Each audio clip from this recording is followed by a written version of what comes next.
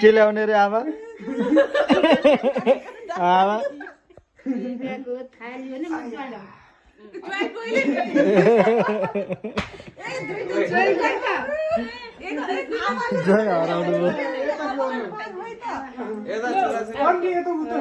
हो त्यही खुवाउनु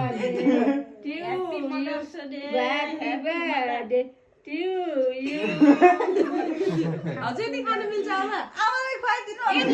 अन्डा नहालेको ल्याएको खानु आमालाई खुवाइदिनु अब के हुँदैन दुईटै छोरीले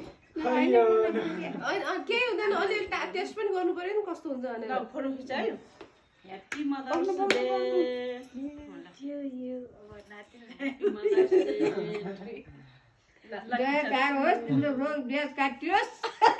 सुख शान्ति पाए सदा भगवानले खुसी राखुन् छोराछोरीबाट श्रीमानबाट खुसी रहे